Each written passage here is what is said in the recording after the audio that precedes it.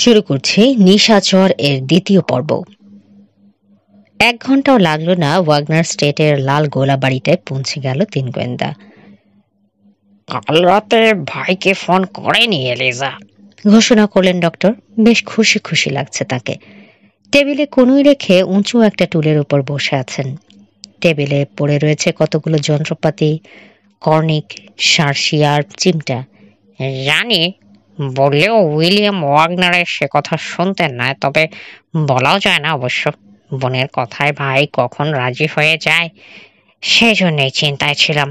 যাকে আসল কথায় আসি, এই কাকতাড়ুয়ার ব্যাপারটা নিয়ে অনেক ভেবেছি। এটা এখন এলিজারই শুধু নয়, আমারও সমস্যা হয়ে দাঁড়িয়েছে। আমার পিঁপড়ে নিয়ে গিয়ে তাকে ভয় দেখাতে শুরু করেছে কেউ। একটা গোলমাল বাঁধিয়ে আমাকে সরানোর চেষ্টা, এটা বুঝতে পারছি, কিন্তু গবেষণা ফেলে এখান থেকে যেতে চাই না আমি। সকালে ক্যাপ্টেন ইয়ান ফ্লেচারকে ফোন করেছিলাম, বলতে থাকলেন বিজ্ঞানী। কাল রাতে বিছানায় পিঁপড়ে ওঠার কথা বলেছি।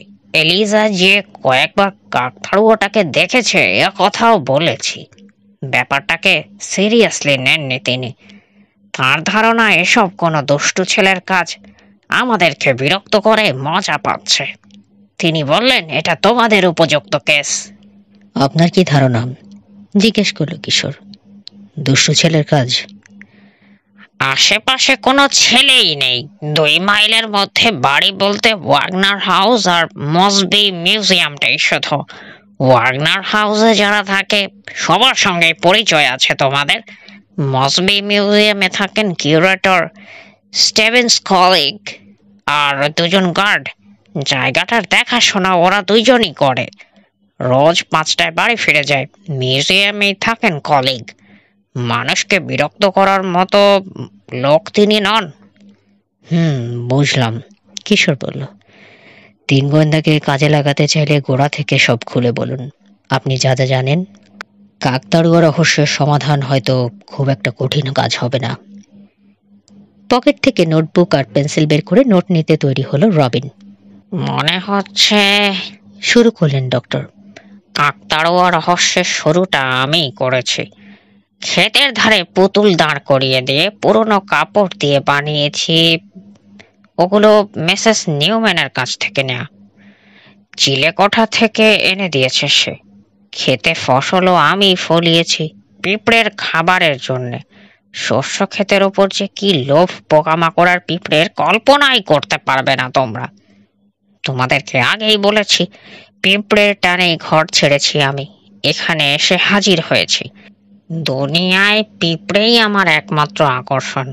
ওদেরকে নিয়েই থাকি, গবেষণা করি, ফলে এখানকার লোকজনের সঙ্গে সখ্যতা গড়ে ওঠেনি আমার। বেশিরভাগ সময় ঘরে বসে থাকি। গবেষণার জন্য টাকা ছাড়াও বিশাল গোলা বাড়িটা আমাকে ছেড়ে দিয়েছেন উইলিয়াম ওয়াগনার। এটাতে ল্যাবরেটরি বানিয়েছি আমি। গেস্ট হাউসে থাকি, ভাড়া দিতে হয় না। Guest house? কিশোর জানতে চাইল। কোথায় ওটা? ওই বাড়িটায়। ওয়াগনারদের বাড়ির দিকে ইঙ্গিত করলো ডক্টর। পেছনে কিছু দূরে একটা পাহাড়ের মাথায়। কাল তোমরা দেখোনি। ওয়াগনার ম্যানশন আর ওটার মাঝে অনেক ওক গাছ আছে, সেজন্য দেখা যায় না। ভালোই ব্যবস্থা হয়েছে এখানে আপনার, বুঝতে পারছি কেন যেতে চান না। হ্যাঁ, এখান থেকে চলে যেতে হলে মস্ত ক্ষতি হয়ে যাবে আমার। ভালো কাজ করছিলাম, এলিজা আসার পর গড়বড় হয়ে গেল। নোটবুক থেকে মুখ তুলল রবিন। আগে এখানে ছিল না ও? না, ছিল না।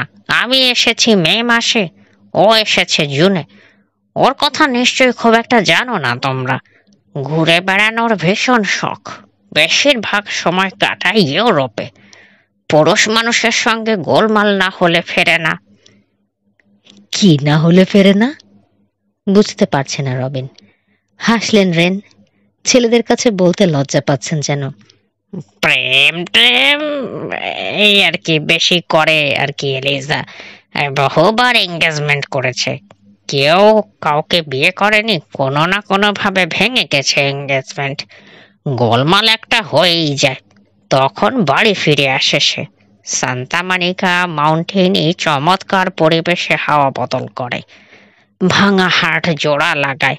এই মুহূর্তে একজন হাঙ্গেরিয়ান কাউন্টকে ভোলার চেষ্টা করছে লিজা। পোকামাকড় দু চোখে দেখতে পারে নাও, তোমরা নিশ্চয় খেয়াল করেছো ব্যাপারটা। কাজেই আমাকে তার এলাকায় পিঁপড়ে নিয়ে গবেষণা করতে দেখলে যে খুব খুশি হবে না এ তো জানা কথাই। কাজেই কাকতাড়ুয়াটাকে দেখার সঙ্গে সঙ্গে আমাকে সন্দেহ করে বসেছে লিজা। প্রথম কারণ, আমাকে পছন্দ করে না। দ্বিতীয় কারণ, ক্ষেতের বেড়ায় কাকতাড়ুয়া লাগিয়েছি আমি। প্রায় দেখে নাকি ওটাকে? জিজ্ঞেস করলো কিশোর। 5 বার দেখেছে, প্রায় পাগল বানিয়ে দিয়েছে ওকে। একবার কতগুলো পোকামাকড় ছেড়ে দিয়েছিল ওটা তার গায়ে। মিসেস রোজারিওর বিশ্বাস এলিজা পুরো পাগল। কেউই বিশ্বাস করে না তার কথা, করার কথাও নয়। জ্যান্ত কাকতাড়ুয়া আছে এ কথা কে বিশ্বাস করবে? মিসেস রোজারিও তো আজকাল বেশ চাপাচাপি করছেন বেভারলি হিলে গিয়ে একজন সাইকিয়াট্রিস্টকে দেখিয়ে আনানোর জন্যে।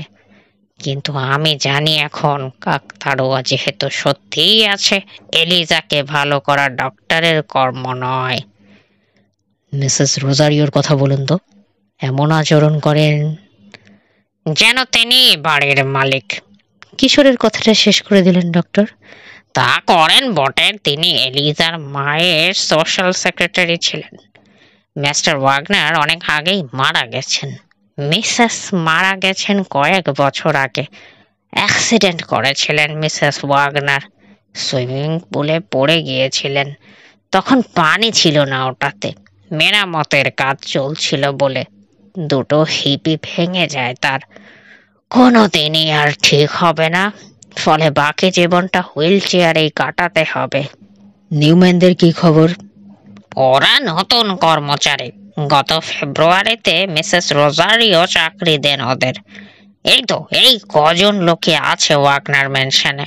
এছাড়া মালি আছে, তবে ওরা সব সময় থাকে না। সপ্তাহে 2 বার করে আসে, কাজ করে দিয়ে চলে যায়। পুল দেখাশোনা করে যে লোকটা, সেও ওভাবেই আসে। মিস্টার কলিগ প্রায় আসেন মিসেস রোজারিওর সঙ্গে দাবা খেলতে, তবে তাকে সন্দেহ করার কোনো মানে নেই।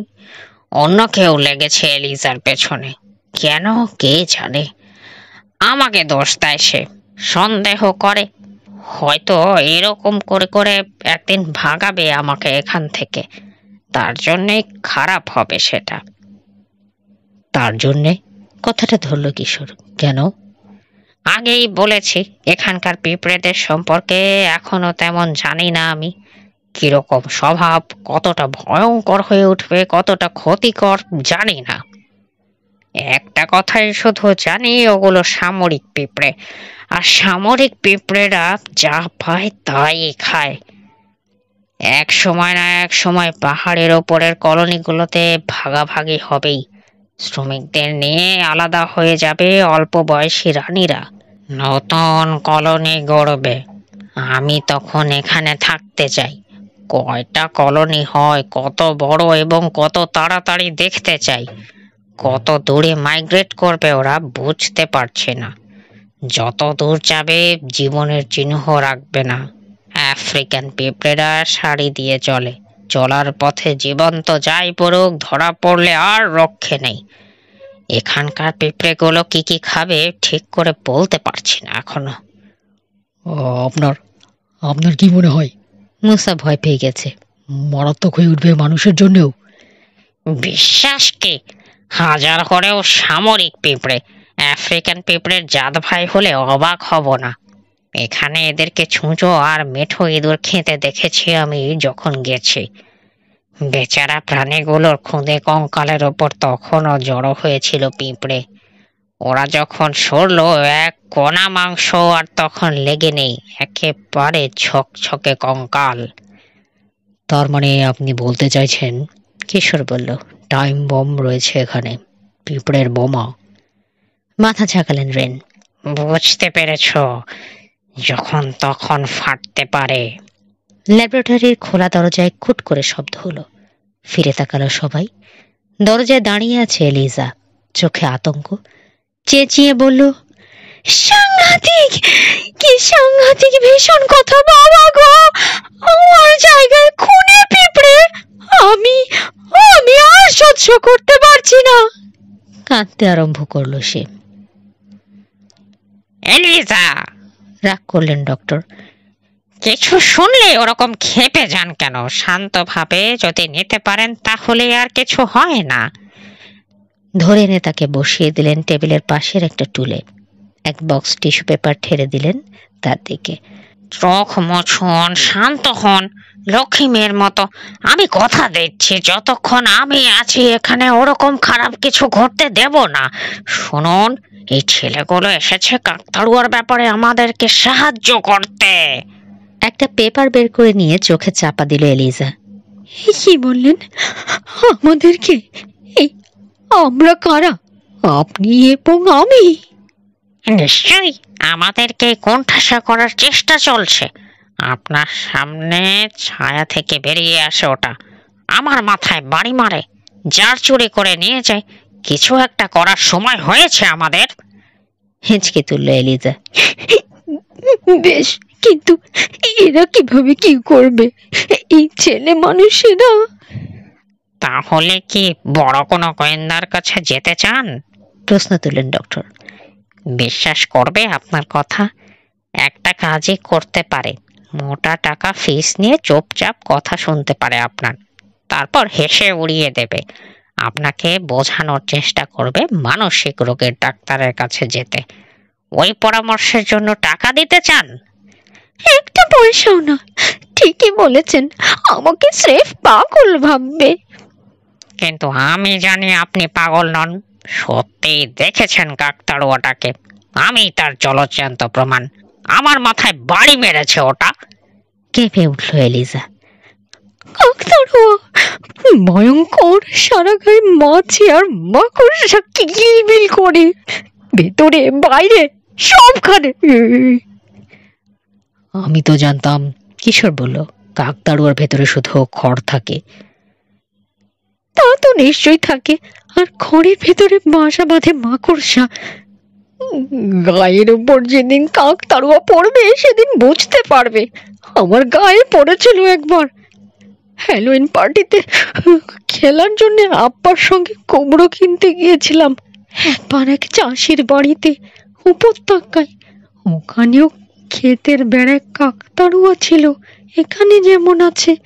কাছে থেকে দেখতে গিয়েছিলাম, বেড়ায় ওঠার চেষ্টা করছি। এই সময় ভেঙে পড়লো ওটা আপনার গায়ে? মাথা ঝাঁকালে এলিজা। কি সাংঘাতিক, এত নোংরা! কয়েক লাখ বছর ধরে বোধ হয়েছিল ওখানে, ভেঙে পড়লো, টুকরো টুকরো হয়ে গেল আমার গায়ের ওপর পড়ে। ভেতরে মাকড়সার ছড়াছড়ি, আমার সারা গায়ে ছুটোছুটি করতে লাগলো। ওগুলো মুখে উঠে এলো, চুলের মধ্যে ঢুকে গেল। বাপরে বাপ, কি বলবো, কোনোদিন বলবো না আমি। নিচের ঠোঁটে চিমটি কাটলো কিশোর। কাকতাড়ুয়া আর মাকড়সাকে তাহলে ভীষণ ভয় পান আপনি? কোনো পোকামাকড়ই পছন্দ করি না আমি। চারপাশে তাকাতে গিয়ে হঠাৎ যেন মনে পড়ে গেল এলিজার ডক্টর রেনে ল্যাবরেটরিতে রয়েছে সে। আমি জানি কেন আপনি আমাকে পছন্দ করেন না, ডক্টর বললেন। পোকামাকড় নিয়ে থাকি বলে। কিন্তু বিশ্বাস করুন, আপনাকে বিরক্ত করার কোনো ইচ্ছে আমার নেই। কেন করব বলুন? আমার তাতে কি লাভ? অন্য কারোই বা কি লাভ? এলিজার জিজ্ঞাসা। কারো বাড়া ভাতে ছাই দিইনি আমি, কারো ক্ষতি করিনি। আমার বাড়িতে শান্তভাবে থাকার চেষ্টা করেছি আমি, কারো কোনো কিছুতেই বাগড়া দেয়নি। তাহলে কেন কেন আমাকে পাগল করে দিচ্ছে হতচ্ছাড়া কাকতাড়ুয়াটা? চোখ দেখেই বোঝা গেল আবার কেঁদে ফেলবে এলিজা। সেটা ঠেকানোর জন্য তাড়াতাড়ি বলল কিশোর, মিস ওয়াগনার, যুক্তিতে আসুন। যে আপনাকে বিরক্ত করছে সে ভালো করেই জানে আপনি কাকতাড়ুয়াকে ভয় পান। কজন লোক জানে কথা? সোনার একটা কানে দুলে আঙুল বোলালো এলিজা। ভাবল, গোপন কথা নয় এটা, যে কেউ জানতে পারে। মিসেস রোজারিও জানে, আমাদের সঙ্গে সেদিন সেও গিয়েছিল। কাকতাড়ুয়াটাকে আমার উপর ভেঙে পড়তে দেখেছে, মাকড়সাগুলো দেখেছে, তবে মিসেস রোজারিও কাকতাড়ুয়ার সাথে আমাকে ভয় দেখাচ্ছে, এ কথা ভাবতেই পারি না আমি। কারণ আমাকে দারুণ ভালোবাসে ও, কখনো কষ্ট দেয়নি। আর ভয় দেখানোর ইচ্ছে থাকলেও পারবে না। কি করে পারবে? গত 5 বছর ধরে হুইল চেয়ার থেকেই উঠতে পারে না, শুতে পর্যন্ত পারে না নিজে নিজে, ধরে তুলে তাকে শুইয়ে দিতে হয়। আর ভয় দেখানোর ইচ্ছে থাকলেও পারবে না। কি করে পারবে? গত 5 বছর ধরে হুইল চেয়ার থেকেই উঠতে পারে না, শুতে পর্যন্ত পারে না নিজে নিজে, ধরে তুলে তাকে শুইয়ে দিতে হয়। নিউম্যানেরা জানতো? জিজ্ঞেস করলো কিশোর কাকতাড়ুয়ার ব্যাপারটা শুরু হওয়ার আগে। হয়তো জানে। এবার বাড়িতে ফেরার পর এক রাতে মিসেস রোজারিওর সঙ্গে বসে টিভি দেখছিলাম, উইজার্ড অফ ওজ ছবিটা হচ্ছিল। কাকতাড়ুয়া দেখেই চ্যানেল বদলে দিলাম, অথচ সত্যি সত্যি কাকতাড়ুয়া নয়, ওটা মানুষ। কাকতাড়ুয়ার অভিনয় করেছে রে বোলজার। ওই সময় ওখানে ছিল নিউম্যানরা। মিসেস রোজারিওর সঙ্গে আলোচনা করেছি। এখনো কি কম ভয় পায় কাকতাড়ুয়াকে? নেমন্তেরকে পরে হয়তো আমার ছেলেবেলার গল্প বলেছে মিসেস রোজারিও, জানি না। আমাকেও বলেছেন, ডক্টর জানালেন। ছবিতেও কাকতাড়ুয়াকে ভয় পান দেখে দুশ্চিন্তা হচ্ছিল তার। সেদিন স্টেভেন্স কলিগও ছিলেন সেখানে, এলিজা বলল। এখন মনে পড়ছে মিসেস রোজারিওর সঙ্গে গল্প করতে প্রায়ই আসেন। আমার কাকতাড়ুয়া ভীতির কথা হয়তো তিনিও জেনে গেছেন। জ্যান্ত কাকতাড়ুয়াটাকে আপনি প্রথম দেখার আগেই কি এসব ঘটনা ঘটেছে জানতে চাইল কিশোর। হ্যাঁ, বাড়ি ফিরেছি যে হপ্তায়, সেই হপ্তায়। সবে তখন মনটাকে ঠিক করার চেষ্টা করছি। ইউরোপে একটা গোলমাল হয়েছিল। চুপ হয়ে গেল এলিজা। ভেঙে যাওয়া এঙ্গেজমেন্টের কথা ভাবল কিশোর। এলিজা কি ধরনের মহিলা ভেবে অবাক হলো। মুখের চারপাশে রেখা পড়েছে। তরুণী, আর এখন কিছুতেই বলা চলে না তাকে, সর্বক্ষণ অসুখী। টিভিতে ওই সিনেমা চলার কয়েকদিন পর, আবার বলল এলিজা, এক বিকেলে গাড়ি নিয়ে ঘুরতে বেরিয়েছি, উপকূল ধরে চলেছিলাম। হঠাৎ দেখি ওটা গাড়ির পেছনের সিটে বসে আছে। আমাকে তাকাতে দেখে খল খল করে হেসে উঠল। গাড়িটা কনভার্টেবল, ছাদ নেই, ওটাতে ওঠার কোনো অসুবিধাই হয়নি। ঝটকা দিয়ে দুদিকে হাত ছড়ানোর সঙ্গে সঙ্গে দেখি আমার চুলে মাকড়সা কিলবিল করছে। সে কথা কল্পনা করে শিউরে উঠল এলিজা। পিঁপড়ে নয়, মাকড়সা, বুঝেছ? এখানকার পাহাড়ে অনেক আছে, কালো কালো ইয়া বড় বড় মাকড়সা এক একটা। গলা ফাটিয়ে চেঁচাতে শুরু করলাম। লাফতে গাড়ি থেকে নেমে গেল ওটা। ছুটে এলো ব্রড আর তার বউ। ততক্ষণে চলে গেছে ওটা। কইসি? সহানুভূতির সুরে বলল মুসা। অদ্ভুত ব্যাপার। হ্যাঁ। তার মানে কাকতাড়ুয়াটা জানে কি কি দেখে ভয় পান আপনি। মনের ভাবনাগুলোই যেন প্রকাশ করলো কিশোর। আপনাদের বাড়ির যে কারো কাছ থেকে কথাটা জেনে থাকতে পারে, স্টেভেন্স কলিগের কাছ থেকেও। আচ্ছা, মিস্টার কলিগের সম্পর্কে কিছু বলুন তো। শ্রাক করলো এলিজা। বলার তেমন কিছু নেই। অনেকদিন ধরে মসবি মিউজিয়ামের কিউরেটর হয়ে আছেন, মিস্টার মসবির মৃত্যুর পর থেকেই। বাস করেন মসবি হাউসে, এই জানি, ব্যাস, আর কিছু না। তেমন কিছু জানেন না? নোট নিতে নিতে বলল রবিন। ডক্টরের দিকে কিশোর তাকাতেই মাথা নাড়লেন তিনি। আমার দিকে চেয়ে লাভ নেই, কিউরেটর সম্পর্কে কোনোই আগ্রহ নেই আমার। ভ্রু কুঁচকে বসে আসছে এলিজা। ডক্টর থামতেই বলল, আগ্রহ জাগানোর মতো লোকও নন কলিগ।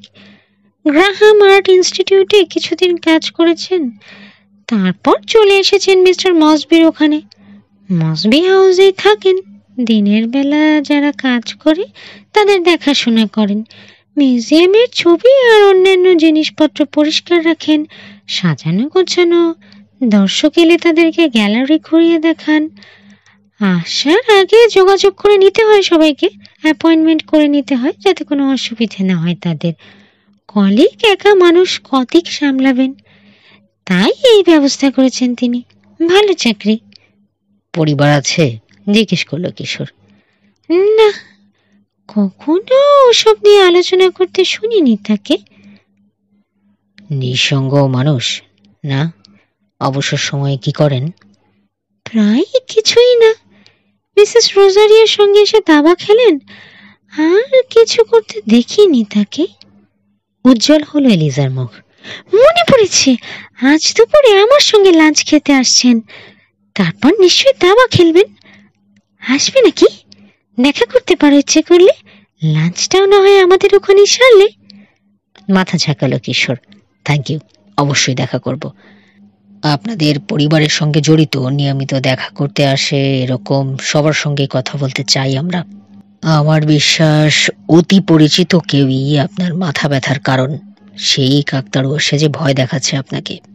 ওয়াগনার ম্যানশনের ডাইনিং রুম। টেবিলে লাঞ্চ দেয়া হয়েছে। লম্বা টেবিলের এক মাথায় বসে আছেন মিসেস রোজারিও, আরেক মাথায় এলিজা। মিসেস রোজারিওর ডানে বসেছেন স্টেভেন্স কলিগ, কথা বলছেন অনর্গল, প্রায় পুরোটাই মসবি মিউজিয়াম সম্পর্কে। খুব দামি একটা ভার্মিয়ার আছে আমাদের।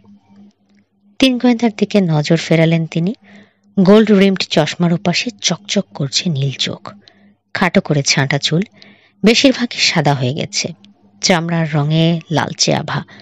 চামড়া এত পাতলা মুখের রগগুলো বোঝা যায় কোন দিক দিয়ে গেছে। এক অসাধারণ আঁকিয়ে ছিল এই ভার্মিয়ার। হাতে গোনা বড় যে কজন অলন্দাজ আর্টিস্ট আছে তাদের একজন। মিসেস রোজারিও তো সাংঘাতিক ভক্ত তার, তাই না মিসেস রোজারিও? মাথা ঝাঁকালেন মিসেস রোজারিও। ভার্মিয়ারের একটা কপি আছে মিসেস রোজারিওর কাছে। কিউরেটর বললেন, ওটার নাম উইমেন উইথ রোজ। এঁকেছে একজন ছাত্র। ভার্মিয়ারকে নিয়ে গবেষণা করতে চায় অনেকে। কি করে আঁকতো বোঝার চেষ্টা করে। তাদের গবেষণায় বাধা দেই না আমরা।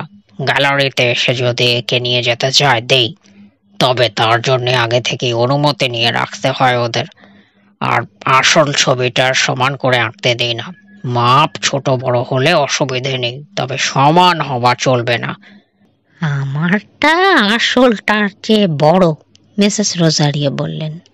সমান হলে মুশকিল হয়ে যেত, যারা চেনে না তারা বলতেই পারবে না কোনটা আসল আর কোনটা নকল। খাওয়া শেষ করে ন্যাপকিন দিয়ে মুখ মুছে ওটা নামিয়ে রাখলেন মিসেস রোজারিও। ছেলেদের দিকে চেয়ে বললেন, আমার ছবিটা দেখতে চাও? ওদের জবাবের অপেক্ষা করলেন না কলিগ। মিসেস রোজারিওর হুইল চেয়ারটা ঘুরিয়ে ঠেলে নিয়ে চললেন। ওদেরকে অনুসরণ করে হল পেরিয়ে ছোট্ট একটা সিটিং রুমে চলে এলো তিন গোয়েন্দা আর এলিজা। ওটার জানালা দিয়ে বাড়ির পেছনের লন দেখা যায়। একটা খোলা দরজা দিয়ে আর একটা ঘর দেখা গেল, সিটিং রুমের লাগোয়া বেডরুম। ওটা আমার মায়ের ঘর, এলিজা বলল। ঘরটা আমার খুব পছন্দ, শীতকালে দারুণ আরাম, আগুন জ্বেলে দিয়ে থাকতে খুব ভালো লাগে। হ্যাঁ ভালো, মিসেস রোজারিও বললেন। কিন্তু এলিজা, আর থাকতে পারবো না আমি এখানে, থাকা উচিত না। সার্ভেন্টস উইংয়ে বাড়তে সবার ঘর আছে, আমি ওখানেই বরং চলে যাব। হাজার হোক মনিবের ঘর, মনিব যখন নেই। দূর, কি যে বলেন, হাত নেড়ে তাকে থামিয়ে দিল এলিজা। আপনি যাবেন কেন? থাকুন। ম্যান্টেলের উপর ঝোলানো ছবিটা হাত তুলে দেখালেন মিসেস রোজারিও। ওই যে ভার্মিয়ারের কপি। নীরবে দেখতে লাগলো তিন গোয়েন্দা। একজন তরুণীর প্রমাণ সাইজের একটা ছবি, নীল পোশাক পরা, মাথায় লেস লাগানো ক্যাপ, হাতে একটা হলুদ গোলাপ ফুল নিয়ে জানালা দিয়ে বাইরে তাকিয়ে রয়েছে। খুব সুন্দর, তাই না? আরেকবার প্রশংসা করলেন কলিগ। চেয়ার নিয়ে তার দিকে ঘুরলেন মিসেস রোজারিও। আজ বিকেলে নিশ্চয়ই কেউ আসছে না মিউজিয়ামে, না? এক কাজ করলে পারেন, ওদেরকে নিয়ে যেতে পারেন। তিন গোয়েন্দার কথা বললেন তিনি। আসলটাই দেখুক, নিজে সঙ্গে থেকে ঘুরিয়ে ঘুরিয়ে তো কতজনকে মিউজিয়াম দেখান। ওদেরকেও না হয় একটু দেখালেন। খুশি হয়ে দেখাবো, কলিগ বললেন। কিন্তু আজ দাবা খেলার কথা ছিল, ভুলে গেছেন? পরেও দাবা খেলা যাবে। বেশ, এই তোমাদের দেখার ইচ্ছা আছে? নিশ্চয়ই, বলতে একটা মুহূর্ত দেরি করলো না কিশোর। আমার চাচা চাচি একবার দেখতে এসেছিলেন এই জাদুঘর, তখন মিস্টার মসবি বেঁচে ছিলেন। এখনো এই কথা বলেন আমার চাচি, আর সহজে কোনো কিছুর প্রশংসা করেন না তিনি। এলিজার দিকে তাকালেন কলিগ। তুমি আসবে? না ধন্যবাদ, কয়েক লক্ষবার দেখেছি আমি ওটা। তাহলে তোমরাই চলো, ছেলেদের বললেন কলিগ। এলিজার রূঢ় আচরণে কিছু মনে করলেন না। মিসেস রোজারিও আসছে, দেরি হবে না। ছেলেদেরকে নিয়ে রাস্তায় বেরোলেন কিউরেটর। নিয়ে চললেন জানালাহীন দুর্গের মতো বাড়িটার দিকে, যেটাতে সাজানো রয়েছে মসজিদের সংগ্রহগুলো। অনেক ব্যাংকের ভল্টও এই বাড়িটার মতো সুরক্ষিত নয়, যেতে যেতে বললেন কলিগ। বাড়ির সদর দরজার কাছে এসে ঘন্টা বাজালেন। খুলে দিল একজন প্রহরী। ঢুকলো সবাই। ঠিক ভেতরেই বর্গাকার একটা প্রবেশ ঘর। কয়েকটা ডিসপ্লে কেস পড়ে রয়েছে, আর রয়েছে একটা পুরনো পর্দা। তাতে আঁকা রয়েছে এক তরুণী ফুলের বাগানে বসে বই পড়ছে। দামি দামি শিল্পকর্ম রয়েছে এ বাড়িতে, কলিগ বললেন। ওগুলো যাতে কেউ চুরি ডাকাতি করে না নিতে পারে সেদিকে লক্ষ্য রেখেই তৈরি হয়েছে বাড়িটা। দেখছই তো, জানালা নেই। অ্যালার্ম সিস্টেমও এই বাড়ির জন্য বিশেষভাবে তৈরি করা হয়েছে। দিনের বেলা লোকে দেখতে আসে, সেজন্যই শুধু তখন পাহারার ব্যবস্থা রেখেছি।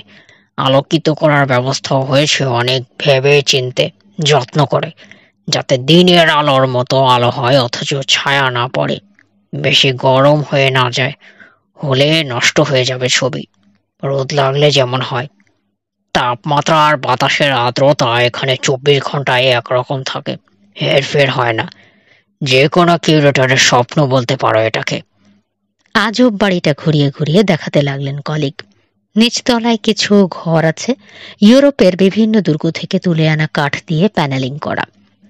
অনেক বাক্স রয়েছে সেসব ঘরে, তাতে ভরা রয়েছে রূপোর অনেক পুরনো তৈজসপত্র, দুর্লভ পুরনো কাঁচের গেলাস আর অদ্ভুত মোড়কে বাঁধানো বই।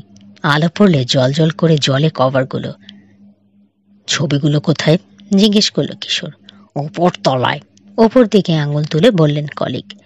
একটা সিঁড়ির কাছে নিয়ে এলেন তিন গোয়েন্দাকে। অদ্ভুত ভঙ্গিতে কাত করে তৈরি একটা দেয়ালের ধার ঘেঁষে ঘুরিয়ে পেঁচিয়ে উঠে গেছে সিঁড়িটা। দুটো প্যাঁচের মধ্যে চওড়া দুটো প্ল্যাটফর্ম মতো রয়েছে। ওঠার সময় ইচ্ছে করলে ওখানে দাঁড়ানো যায়, অন্যদের ওঠার ব্যাঘাত না করে। একটা প্ল্যাটফর্মে জোরে জোরে টিক টিক করছে একটা গ্র্যান্ডফাদার ঘড়ি। ওপরতলার হল ঘরের দেয়াল ঘেঁষে রাখা হয়েছে মার্বেল পাথরের টপ দেয়া টেবিল। প্রতিটি টেবিলের উপর নানা রকম সুদৃশ্য জিনিস সাজানো। দেখো এগুলো, একটা টেবিলের সামনে দাঁড়িয়ে বললেন কলিগ। টেবিলের ওপর রাখা বাতিদানের মতো একটা জিনিস, তাতে রাখা বিশেষভাবে তৈরি স্ফটিকের প্রিজম। রূপোর বিশেষ বাতিদানটার দিকে মুগ্ধ হয়ে তাকিয়ে রয়েছে ছেলেরা। সিঁড়িতে ঢং ঢং করে সময় ঘোষণা করলো দাদা ঘড়ি। কেঁপে উঠল বাতিদানে রাখা প্রিজম।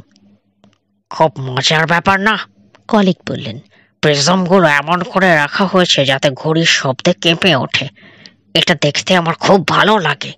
এই বাতিদানটা নতুন সংগ্রহ, গত বছর কিনেছি। বোর্ড অফ ডিরেক্টর যারা আছেন, অবশ্যই তাদের অনুমতি নিয়ে। এগিয়ে চললেন কিউরেটর। পিছে পিছে তিন গোয়েন্দা। আরেকটা ঘরে এসে ঢুকলো। হালকা রঙের কাঠের তৈরি ছোট একটা চেয়ার রয়েছে ঘরটায়।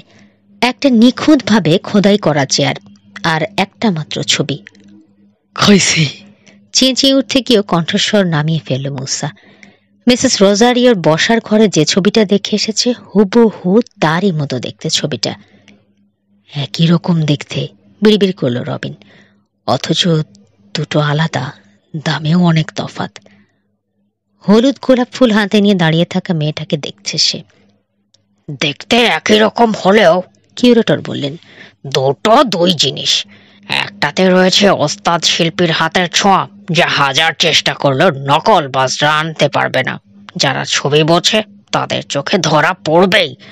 আসলে ভার্মিয়ারি। অন্য কি আর সেটা পারবে?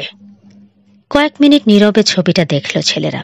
তারপর রবিন বলল, দেখতে তো একেবারে নতুন লাগছে। ভার্মিয়ার কি ইদানিংকার শিল্পী?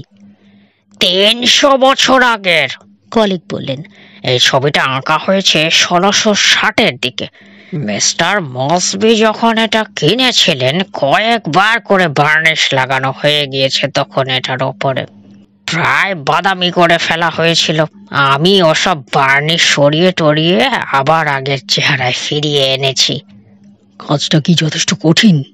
মুসা জানতে চাইল। কঠিন মানে? ছবি পরিষ্কার করাও আরেকটা শিল্প, বাহবা পাওয়ার যোগ্য। পাশের ঘরে কয়েকটা রেমব্রা আছে, কোনোটা হলদেটে, কোনোটা বাদামি হয়ে গিয়েছিল। কালো কালো ছায়ার মতো দাগ পড়ে গিয়েছিল অনেকগুলোতে। রেমব্রা অবশ্যই ওভাবে আঁকেননি। ওসব ছবি আমি আবার ঠিক করেছি, দাগ টাগ সব তুলে ফেলে নতুন করে ফেলেছি। এসো দেখাই। হলঘর ধরে যাওয়ার সময় বাতাস শুঁকল কিশোর।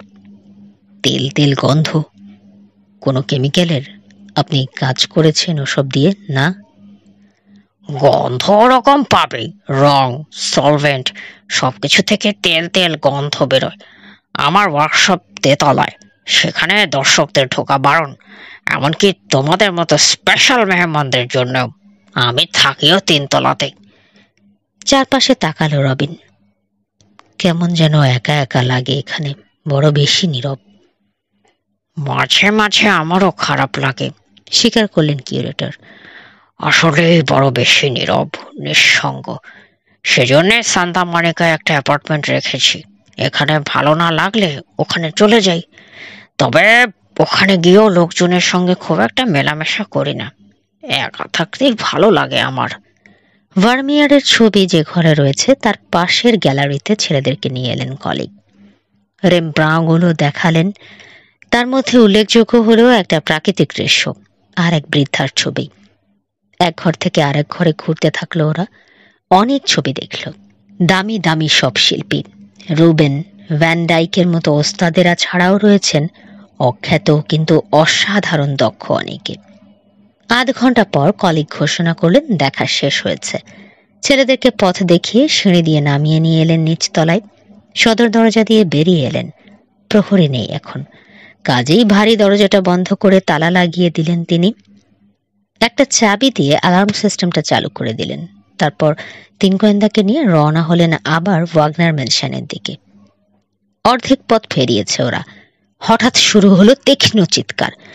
গরমের বিকেলে শান্ত নীরবতার চাদর ফুঁড়ে বেরোচ্ছে যেন সেই চিৎকার, লম্বিত, কাঁপা কাঁপা। বেড়েই চলেছে, বেড়েই চলেছে। খাইছে আবার! চেঁচিয়ে উঠে ছুটতে আরম্ভ করলো মুসা। লনের মাঝখান দিয়ে ছুটে এসে লাফিয়ে লাফিয়ে সিঁড়ি বেয়ে বারান্দায় উঠল রবিন আর মুসা। এলিজা! কিশোরকে বললেন কলিগ। অন্য দুজনের চেয়ে ধীরে চলেছেন তারা।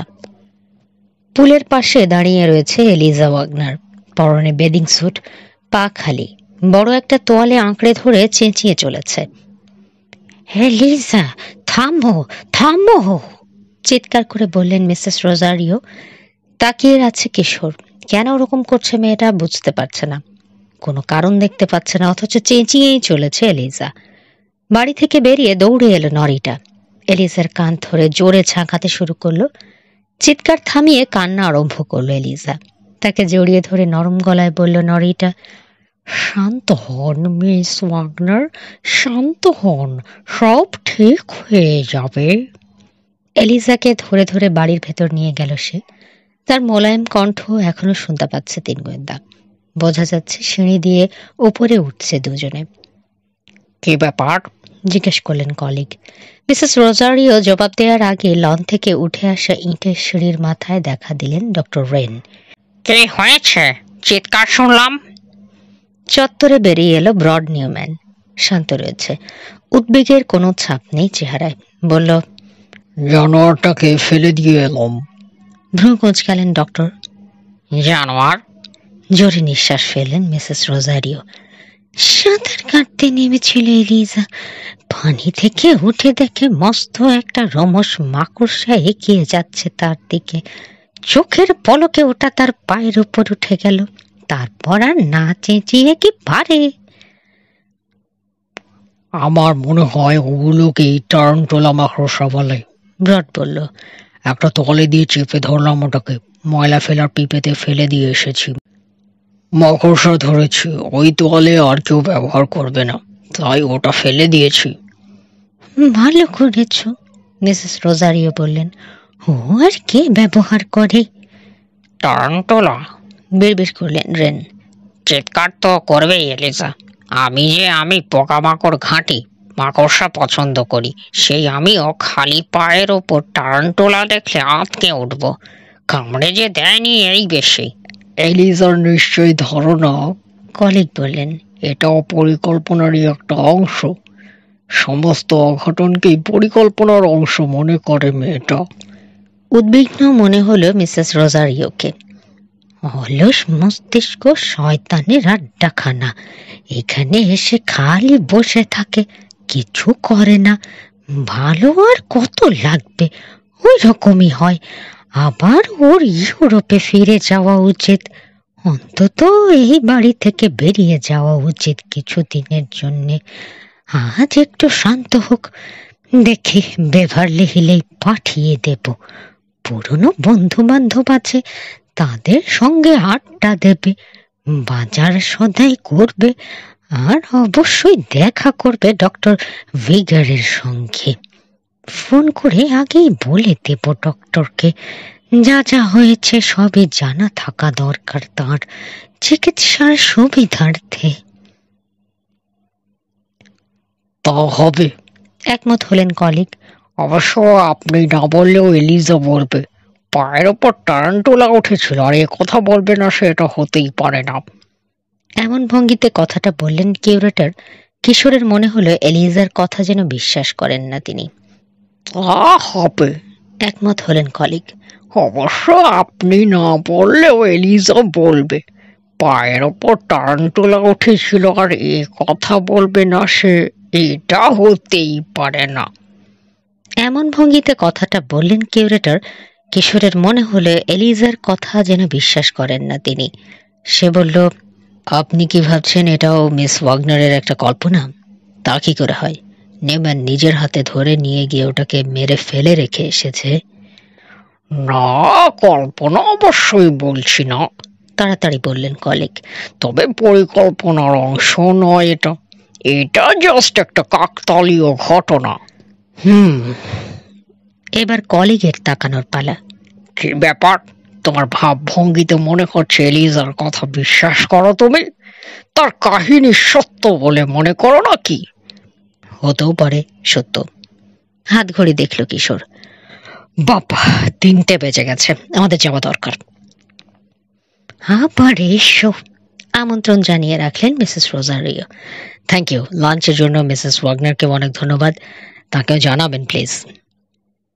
আমি তোমাদের সঙ্গে যোগাযোগ রাখবো, কথা দিলেন রেন। তারপর ওরা যখন খানিকটা সরে এলো, হাত নেড়ে বিদায় জানালেন। বিচিত্র চরিত্র সব, ঢাল বেয়ে নামতে নামতে বলল কিশোর। সবাই যেন এক বাড়ির এক ঘরের লোক, শুধু এলিজা ওয়াগনার ছাড়া, যেন সেই বাইরের থেকে এসেছে। সবাই তার সাথে এমন আচরণ করছে যেন সে একটা দুষ্টু মেয়ে, এখানে জোর করে এসে ঢুকে পড়েছে। কেউই যায় না তাকে এখানে। তার সমস্ত কথাকে কল্পনা বলে উড়িয়ে দেওয়ার চেষ্টা করছে। সত্যি সত্যি যখন কাকতাড়ুয়া কিংবা টার্নটোলা দেখেছে, তখনও বোঝাতে চাইছে না না কিছু দেখেনি। দোষটা হয়তো ওরই, মুসা বলল। আমরা আসার পরই কবার পাগলামি করলো। তা করেছে, মাথা কিছুটা গরমই তার। কি মনে হয়? রবিন জিজ্ঞেস করলো। মাকড়সাটা কি পিঁপড়ের মতোই এনে ফেলে রাখা হয়েছিল এলিজাকে ভয় দেখানোর জন্যে? হয়তো। কান ঝাঁকালো কিশোর। টার্নটোলা বা পিঁপড়ে এই অঞ্চলে আছে ঠিক, তবে যেভাবে এসে হাজির হয়েছে এলিজার সামনে সেটাই সন্দেহজনক। হঠাৎ থমকে দাঁড়িয়ে কান পাতল সে। বাঁয়ে একটা খসখস শব্দ শুনেছে। ক্ষেতের মধ্যে কেউ আছে, ফিসফিস করে বলল কিশোর। চলো দেখি। বলেই ক্ষেতের দিকে ছুটতে শুরু করলো মুসা। খসখস শব্দ দুধদাপে পরিণত হলো। ক্ষেতের গাছ ভেঙে চুরে ছুটে গেল কেউ। তার পেছনে ছুটলো ছেলেরা, কিন্তু অর্ধেক পথ যাওয়ার আগেই একটা গাড়ির ইঞ্জিন স্টার্ট নিল। ওয়াগনার ম্যানশনের নিচে। আরো জোরে ছুটল ওরা, বেরিয়ে এলো ক্ষেতের বাইরে। দেখলো অতি সাধারণ একটা ট্রাক গর্জন করতে করতে ছুটে চলেছে চ্যাপারাল ক্যানিয়নের দিকে। দূর! হতাশ ভঙ্গিতে হাত নাড়ল মুসা।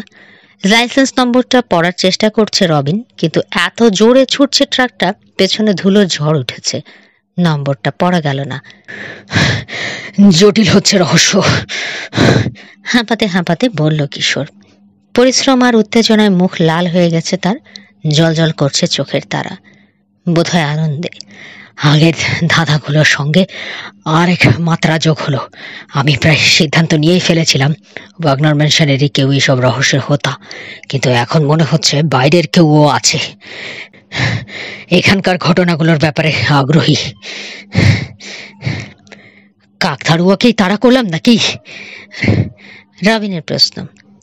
জানি না, তবে লোকটার আচরণ বেশ সন্দেহজনক। আমাদের দেখে দৌড় দিল কেন? এমনিতেই হয়তো এসেছিল, মুসা বলল। এরকম একটা জায়গায় ক্ষেত দেখে কৌতূহলী হয়ে ঢুকেছিল, আমাদের দেখে ঘাবড়ে গেছে মনে হয় না। ওয়াগনারদের সীমানার পাশে পুরনো কাঠের বাড়িটার দিকে তাকালো কিশোর। সামনের উঠোনে লতা আর ঝোপের জঙ্গল হয়ে গেছে। ড্রাইভওয়েতে কাঠের খুঁটিতে লাগানো রয়েছে একটা বোর্ড, তাতে লেখা রয়েছে ফর সেল, অর্থাৎ বিক্রি হবে নোটিশ। রং মলিন হয়ে এসেছে। ট্রাকটা নিশ্চয়ই ওখানে পার্ক করা ছিল। গাড়িটার ড্রাইভওয়ে দেখিয়ে বলল কিশোর। নিচের রাস্তাটা বেশি সরু, একটা ট্রাক দাঁড় করিয়ে রাখলে গাড়ি চলাচলে অসুবিধে হয়, কাজেই ওখানে রাখেনি ট্রাকটা। ক্ষেতের বেড়া ডিঙিয়ে বাড়িটার দিকে রওনা হলো কিশোর। অন্য দুজন অনুসরণ করলো তাকে। যা আন্দাজ করেছিল কিশোর ঠিকই, ড্রাইভওয়েতে পড়ে রয়েছে পোড়া তেল। মুখ তুলে ওয়াগনার ম্যানশনের দিকে তাকালো সে। এখানে থাকলে ইউক্যালিপটাস গাছগুলো দৃষ্টিপথে পুরোপুরি বাধা সৃষ্টি করে না। আংশিক দেখা যায় ম্যানশনটা, তবে গাছগুলো না দিলেও গোলাঘরটা বাধা দেয় এখন, তাও অবশ্য আংশিক। ওয়াগনার ম্যানশনের ওপর চোখ রাখতে হলে, আনমনে বলল সে, হয় আরো কাছে যেতে হবে, আমাদের অচেনা বন্ধুটি যেমন গেছে, নয়তো আরো ওপরে উঠতে হবে। পুরনো বাড়িটার উপরতলায় খোলা জানালা দেখিয়ে রবিন বলল, ওখান থেকে? হ্যাঁ। ঘরে ঢোকার পথ খুঁজতে লাগলো ওরা। পেয়েও গেল। দেখলো পেছনের দরজায় তালা নেই। পা টিপে টিপে ঘরে ঢুকে পড়লো তিনজনেই। নিচতলার শূন্য ঘরগুলোতে আলো কম, দেখার কিছুই নেই। সিঁড়িতে পা রাখতেই ক্যাচ ম্যাচ করে প্রতিবাদ জানালো ওটা, কিন্তু পরোয়া করলো না ওরা। দোতলায় উঠতে শুরু করলো। হালকা পায়ের শব্দ শোনা গেল আচমকা। চিক চিক করে ছোটাছুটি শুরু করলো কি যেন। ভীষণ চমকে গেল মুসা। ঝট করে মাথা ঘুরে গেল শব্দ যেদিক থেকে এসেছে। জোরে একটা নিঃশ্বাস ফেলে ঢিল করলো শরীর। ওহ, ইঁদুর! তবে স্নায়ু শান্ত হলো না তার। ভূত ভেবেছিল প্রথমে। পুরনো সিঁড়ি ভেঙে পড়ার ভয় না করে দুড়দাড় করে উঠে গেল উপরে। যেন ওই শব্দতেই ভয় দেখিয়ে তাড়াতে চাইলেও বাড়িতে যদি অনাকাঙ্ক্ষিত কিছু থেকে থাকে তাদের। দোতলার পেছনের একটা ঘরে বড় চওড়া জানালা দেখা গেল, কাঁচ নেই। এখান থেকে খুব ভালো মতোই দেখা যায় ওয়াগনার ম্যানশন। জানালার কাছে দাঁড়িয়ে মুসা বলল, পেছনের জানালা, পাশের কয়টা জানালা, লন আর চত্বরের একটা অংশ দেখতে পাচ্ছি, এবং এই জিনিসটাই কেউ একজন দেখছিল। মেঝেতে কয়েকটা পোড়া সিগারেটের টুকরো দেখল সে। রহস্যময় একজন দর্শক। নিচের ঠোঁটে চিমটে কাটল কিশোর। টারান্টুলা দেখে এলিজা ওয়াগনারকে কি ভয় পেতে দেখেছে সে, তারপর ফিরে গেছে ওয়াগনার ম্যানশনে? নাকি টারান্টুলা যখন এলিজাকে ভয় দেখাচ্ছে তখনই ম্যানশনে ছিল সে? জানার কোনো উপায় দেখছি না, তাই মনে হচ্ছে না। কথাটা দুঃখের সঙ্গে বলল সে, কিন্তু কণ্ঠস্বরে দুঃখের লেশ মাত্র নেই তার, বরং এক ধরনের উল্লাস। সেই উল্লাস যা প্রকাশ পায় যখন কোনো জটিল ধাঁধা চ্যালেঞ্জ করে তাকে। এই মুহূর্তে বেশ কয়েকজন লোক সন্দেহের তালিকায় পড়ে, যাদের পক্ষে এলিজাকে ভয় দেখানো সম্ভব। মাঝে মাঝে বেশ ঘুরিয়ে পেঁচিয়ে কথা বলে কিশোর। সেটা ভালো লাগে না মুসার। বলল, সরাসরি কথা বলতে পারো না? যত যাই বলো, ডক্টর রেনিকে সন্দেহ করা কিন্তু ঠিক হবে না। ওই ভদ্রলোক এসবে জড়িত নেই, আমি শিওর। তাছাড়া উনি আমাদের মক্কেল। হ্যাঁ, তিনি আমাদের কাজে লাগিয়েছেন বটে, তাতে কোনো সন্দেহ নেই, স্বীকার করলো কিশোর। কিন্তু মক্কেলও অনেক সময় অপরাধের হোতা হয়। এত সব গোয়েন্দা গল্প পড়ে আশা করি এতদিনে তা নিশ্চয়ই জেনেছো। তাকে কেন সন্দেহের তালিকা থেকে বাদ দেওয়া যাবে বলো? তার সম্পর্কে এমন কি জানি আমরা? শুধু তিনি যা যা বলেছেন আমাদের। আসলেই কি তিনি অ্যান্টোমোলজিস্ট, পিঁপড়ে নিয়ে গবেষণা করেন, নাকি ওয়াগনার স্টেটে আসার অন্য উদ্দেশ্য আছে তার? আর কি উদ্দেশ্য থাকতে পারে? কি কারণ? তা এখনো জানি না। আরেকবার নিচে ঠোঁটে চিমটে কাটল কিশোর। নিজেকেই যেন প্রশ্ন করল, এলিজাকে কেন জ্বালাচ্ছে কেউ? কাউকে কি হুমকি দিয়েছে? ক্ষতি করবে বলেছে? আহত করেছে কাউকে কোনোভাবে? যাদেরকে সন্দেহ করছে তাদের সম্পর্কে আরো অনেক অনেক কিছু জানতে হবে। মিসেস রোজারিও কাকতাড়ুয়া সাজতে পারবেন না, কারণ তিনি হাঁটতেই পারেন না। তবে ব্রড নিউম্যান আর তার স্ত্রীর জন্য ব্যাপারটা অসম্ভব নয়। ওদের ব্যাপারে খোঁজ খবর নেব আমরা। মিস্টার কলিগের ব্যাপারেও। দেখে অবশ্য মনে হয় না পোকামাকড় চুরি করে হাত আছে তার, তবে বলা যায় না কিছু। শুধু চেহারা দেখে মানুষকে বিচার করা বোকামি। ডক্টরের কথাই ধরা যাক। ক্ষেত করেছেন, ক্ষেতের বেড়ায় কাকতাড়ুয়া দাঁড় করিয়েছেন পাহারা দেওয়ার নাম করে। তার গবেষণাগারের পিঁপড়েই নিয়ে গিয়ে ছেড়ে দেওয়া হয়েছে এলিজার বিছানায়। হতে পারে আমাদেরকে যা বলেছেন তিনি তার চেয়ে অনেক বেশি জানেন। এমনও হতে পারে রেনেকে দোষী করার জন্যই অন্য কেউ করছে কাজটা। পিঁপড়ে চুরি করে নিয়ে গিয়ে বিছানায় ছেড়েছে। সবকিছুরই একটা উদ্দেশ্য আছে। যা যা ঘটছে এখানে, মোটিভ, সেই মোটিভটাই জানতে হবে আমাদের। আর তা জানতে হলে লোকের সম্পর্কে আরো বেশি বেশি জানতে হবে। কাল সকাল থেকেই তদন্ত শুরু করব আমরা। এখানেই শেষ হচ্ছে নিশাচর এর দ্বিতীয় পর্ব। পরবর্তী পর্ব শুনতে এবং নতুন নতুন আরো অনেক গল্প শুনতে সাথে থাকুন গল্প বাই ঘাসফড়িং এর। ধন্যবাদ।